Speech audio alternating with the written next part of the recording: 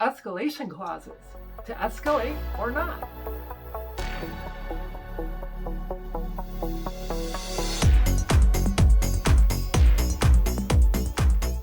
In this hot market, we have a lot of multiple offer situations on houses.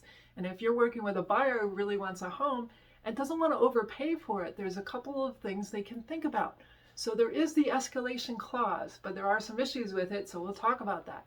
Also remember there's the appraisal, especially if you're getting a loan, but even a cash buyer could put in an appraisal. In the hot market that we're seeing, some buyers are paying the appraisal gap in their offer or removing the appraisal contingency. If you want to do an escalation clause, let's talk about how to set one up and some of the issues that could arise from using one. So here's an example of some wording. Purchase price shall be $2,000 more than any other bona fide offer submitted to seller on or before May 3rd, 2021, up to $502,000. Seller must provide a copy of the bona fide competing offer with personal information redacted. The redacted is important because we have to protect the other buyers. But we also want to make sure that there's nothing shady going on where they're trying to negotiate us to a higher price that's not justified because there's no other offer or no other offer at that price. So we don't want to overpay. And so that's why we're asking for a copy of this offer. Now, there can be issues with this whole escalation clause. Let's say a seller gets an offer for $510,000. They get another offer that has the escalation clause, and their offer price starts at $480,000, and they're willing to go up to $510,000 in 1,000 increments. Which is the stronger offer? Now, in this particular case, since they both end up at the $510,000 price, go with the first offer because the seller can just sign the offer and they're under contract. One of the problems with the escalation clause is that to really validate and clarify to everyone what the final price is that the seller is going to provide a counteroffer with that final price based on your escalation clause. So now the seller has to wait for the buyer to then agree to this final price based on that escalation clause. So it's almost like it's an unfinished business. You're not quite there. And in the multiple offers, it's awkward because, well, what if that buyer backs out now? Even though they said they put in the offer that they would do this price, but now they're not really committed to it. So it's this, they're really not committed to that price kind of issue. So now let's say we had an offer of $480,000 up to $510,000 with 1,000 increments. We had another offer that was $500,000 up to $600,000 in 5,000 increments. So what is the final price? Is it $515,000? And what's interesting here is the buyers telling the seller they were willing to go up to $600,000. That's a huge gap there.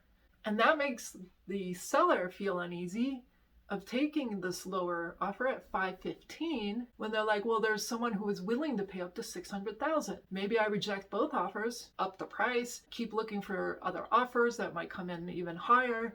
The seller can send the buyer a counteroffer and say, I want $580,000. Would you agree? I'm not sending another offer, like a redacted offer. If you're willing to do $580,000, I'll do $580,000. A smart move on the seller would be to try to go that route. And of course the buyer can say, no, well, I need to have proof of a competing offer. You're like, well, this is what you have to work with. Now, what about other complicated calculations?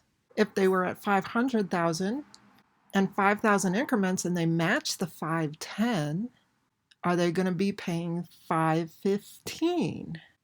Sometimes there may be some arguments over what exactly did they mean with that math, because maybe they just want to pay just over that $510,000 mark.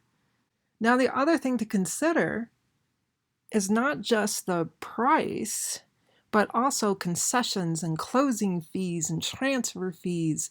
And there's a lot of other things that could add up into what the final price is. So if there's $1,000 difference, that could be accounted for in all these other fees that you have to look in the contract for.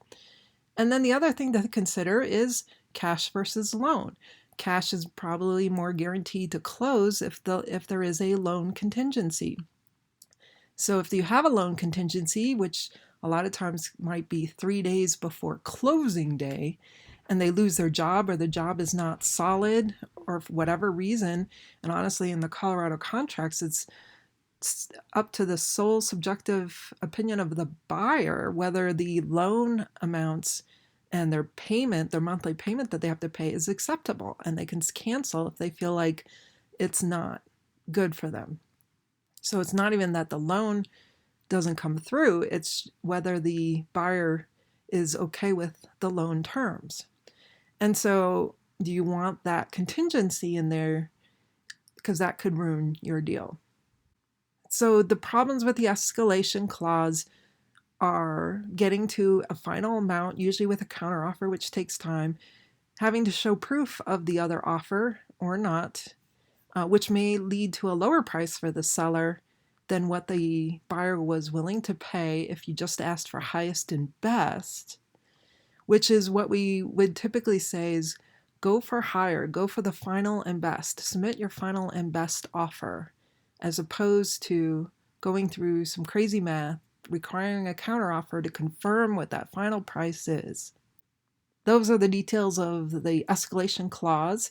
And if you like this content, please be sure to subscribe to my channel.